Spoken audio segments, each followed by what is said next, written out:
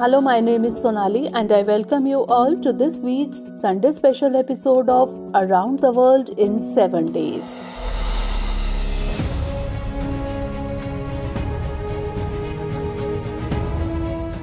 In recent times, tensions between India and Canada have been in the news. While India has accused the Canadian government of supporting the separatist Khalistan movement, Canada has accused India of having a role in the assassination of Hardeep Singh Nijjar, a so-called prominent Sikh leader. Amidst this allegation, Canada expelled a senior Indian diplomat from the country. In response, India issued a statement denying any involvement in the matter, and India also expelled a senior Canadian diplomat. Both the countries have also issued warnings to their citizens. Amidst all these controversies, Khalistan movement is very much in the news. In such a situation, the question arises that what is this Khalistan movement? How did a separatist movement from India establish its foothold on the soil of another country? Why are such anti-India movements not stopping in Canada? In today's discussion, we will find answers to these questions. So let's start the discussion. Basically, the Khalistan movement is associated with the establishment of a separate Sikh state. Many analysts believe that the inspiration for the establishment of Khalistan came from the Sikh state established by Maharaja Ranjit Singh. People associated with the Khalistani movement believe that if the British had not abolished the independent Sikh state, the existence of an independent Sikh state would have been possible even today. In 1929, Tara Singh was the first to demand a separate Sikh state, Khalistan, for the Sikhs. Many analysts see its roots in the partition of India and Pakistan. When the country was being divided into two parts on religious basis, the Sikh community had also put forward the demand for a separate country for itself. However, it was turned down. But during this period, the Punjab province witnessed the worst communal violence, which gave rise to millions of refugees. When Punjab was divided between India and Pakistan, many holy Sikh places, including Lahore, the capital of the Sikh Empire, established by Maharaja Ranjit Singh, and Nankana Sahib, the birthplace of Guru Nanak, the founder of Sikhism, came to Pakistan. While most of the Sikhs found themselves in India, they remained a small minority in India, constituting only around 2% of the population. From here, the political struggle for greater autonomy began. At the time of independence, Punjabi Suba movement started for the creation of a Punjabi-speaking state. As a result of this movement, Punjab was finally divided in 1966. During this period, the Green Revolution not only brought prosperity to Punjab but also gave rise to inequality.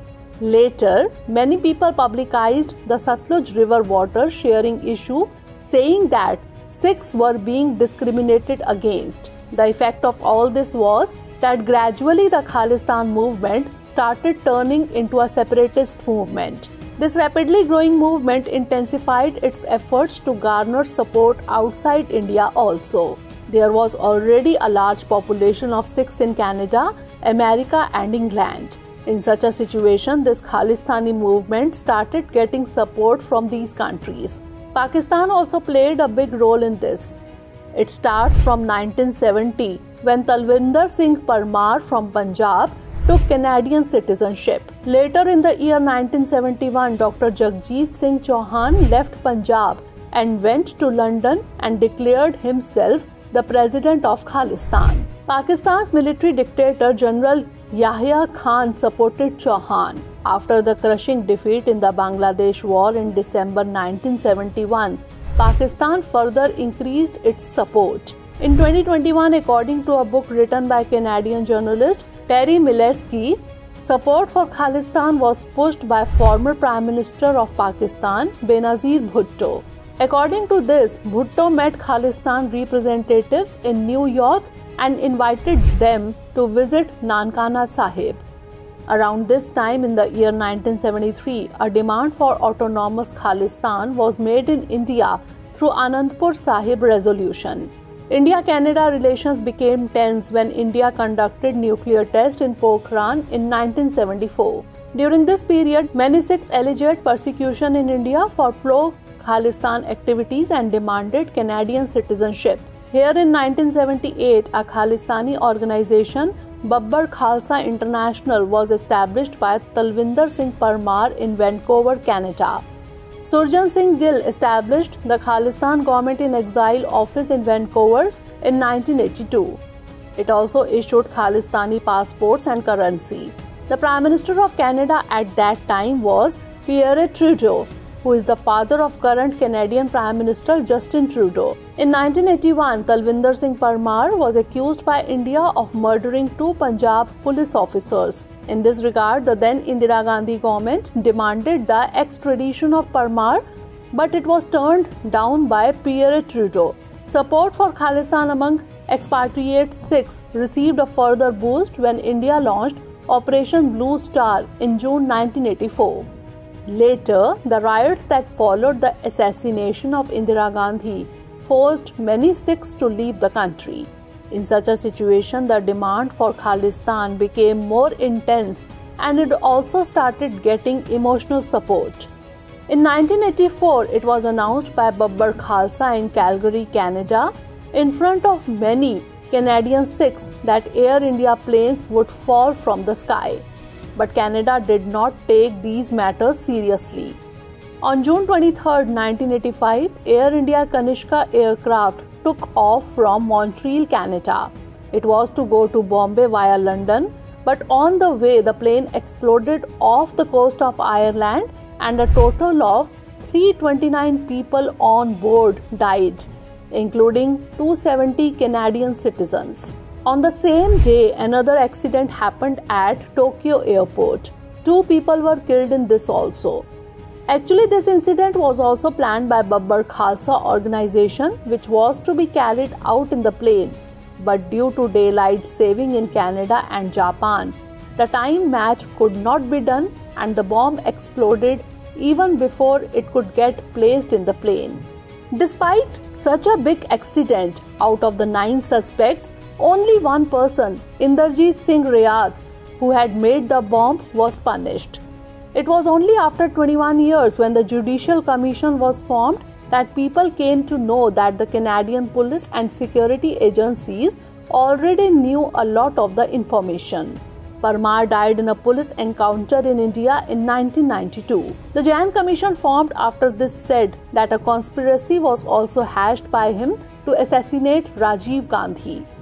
According to analysts, the Khalistan movement ended in India in the 1990s, but it remained alive in Canada because those who left India around 1980 took with them old memories.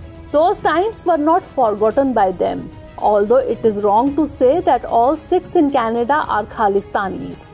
If seen, the population of Canada is quite diverse on the basis of religion and race. According to census data in 2016, minorities constituted 22.3% of the total population of Canada, whereas in 1981, minorities were only 4.7% of the total population of Canada. According to this report, by 2036, minorities will constitute 33% of the total population of Canada. This means Canada is a very good country for immigrants. According to the 2021 Canadian census, Sikhs account for 2.1% of the Canadian population and are the fastest growing religious group in the country. This is why the leaders there see them as a big vote bank. Today, Sikh MPs and officials serve at all levels of the Canadian government. In such a situation, Canada is also a safe haven for Khalistan supporters. One reason for the survival of this movement is that it was fueled by many extremists, especially in some gurudwaras controlled by separatists, which Canada never tried to stop. For example, in 2002, the Toronto-based Punjabi language weekly Sanj Savera greeted people on the anniversary of Indira Gandhi's death. India also expressed its objection to this, but nothing happened. On the contrary, this newspaper also gets government advertisements. Brampton, home to Canada's largest Sikh population, last year organized a so-called referendum on Khalistan by the pro-Khalistan organization Sikhs for Justice. India lodged its objection on this also, but Canada did not do anything. Let us tell you that this organization is an illegal organization in India which is believed to be linked to a conspiracy to carry out a rocket-propelled grenade attack on the Punjab Intelligence Headquarters in Mohali in May 2022. The effect of this neglect by Canada was that Khalistanis in Canada tried to target Indian diplomats also. Nijjar, whose murder has spoiled the relations between the two countries, is included in the list of top 40 terrorists of India, while he is a prominent Sikh leader in Canada. In such a situation, tensions between India and Canada continue. The Khalistan issue was raised by India on several occasions, but a satisfactory response could not be received from Canada. In such a situation, challenges remain between the two countries, although the possibility of cooperation cannot be ruled out. So that was all in today's episode. See you in the next episode. But before that, let's note down a question based on today's story. The strains in India-Canada relations due to Khalistan movement are not new. Comment.